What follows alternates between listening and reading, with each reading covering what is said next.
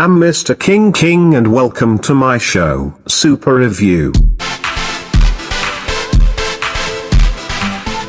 Don't forget to hit the subscribe button to subscribe. So which late 2019 Pro phone is shaping up best?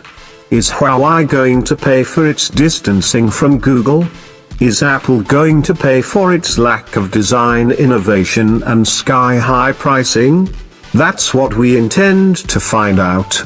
Both phones have triple camera systems, though the Huawei adds a 3D depth sensor.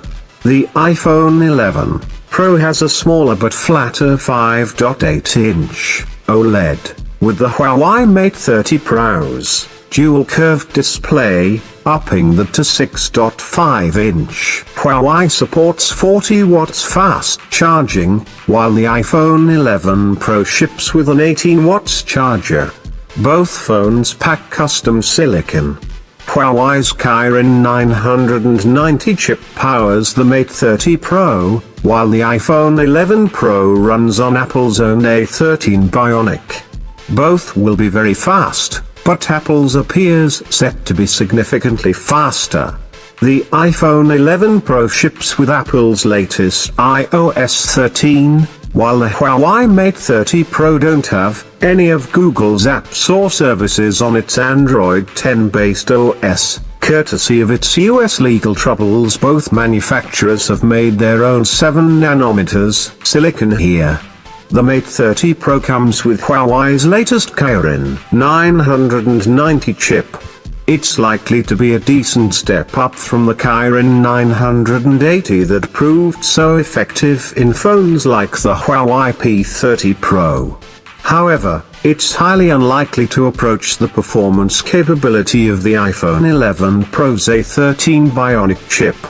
It's said to be 20% faster than the A12, which still trumps any other chip on the market as things stand. One area where the Kirin 990 does have bragging rights, however, is with its support for an integrated 5G modem. However, this will only apply to the dedicated and more expensive Huawei Mate 30 Pro 5G, not the regular Pro. The Huawei's 8GB of RAM doubles that of the iPad 11 Pro, but the differences between the operating systems renders this point pretty meaningless. Ultimately, both will be very fast, but it's the iPhone that we're expecting to top all the benchmark tests. Things is much closer when it comes to camera performance. Huawei has been one of the front runners in recent years, to the point where it's Apple that has work to do to catch up.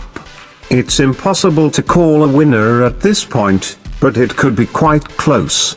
Both pack triple camera systems, though that's where the inherent similarities end. The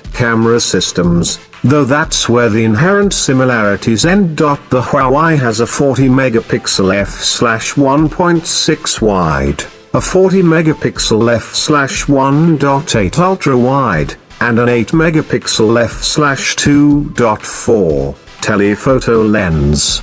It's also assisted by a 3D depth sensor. The iPhone 11 Pro, by contrast, goes with three 12 megapixel sensors, an f/1.8 wide, an f/2.4 ultra wide, a first in an iPhone, and an f/2.0 telephoto. Apple looks to be closing the gap to Huawei NCO with its own night mode, while a forthcoming Deep Fusion mode boosts dimly lit scenarios. On the display front, this is an all-OLED confrontation, which means stacks of vibrant color and deep blacks all round. However, the Huawei Mate 30 Pro's 6.5-inch display is much bigger than the iPhone 11 Pro's 5.8-inch tiddler. Apple's is sharper, however, with pixel density of 458. The Mate 30 Pro screen can only reach 409. The Mate 30 Pro comes with a 4500 mAh battery, which is much bigger than the iPhone. 11 Pro's 3190 mAh unit. We've been impressed with the stamina of Huawei's phones of late, so we wouldn't be surprised seeing it dominate this area. Talking of batteries, the Huawei supports reverse wireless charging, while the iPhone doesn't. These two flagship phones are slabs of premium glass and metal, but aside from a similar long and flat screen notch, which means both support advanced 3D facial recognition, they don't look too alike. With its much larger display, the Huawei is predictably much larger than the iPhone 11 Pro. It's much closer in size to the iPhone 11 Pro Max, in fact.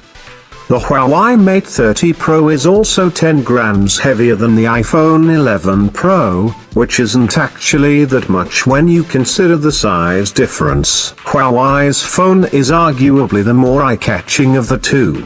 It features a dual curved display, rather like the Samsung Galaxy Note 10, while Apple goes with a much flatter design for the 11 Pro.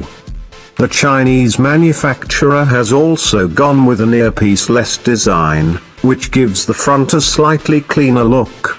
Similarly, it's done away with side buttons altogether in favor of a touch-sensitive option.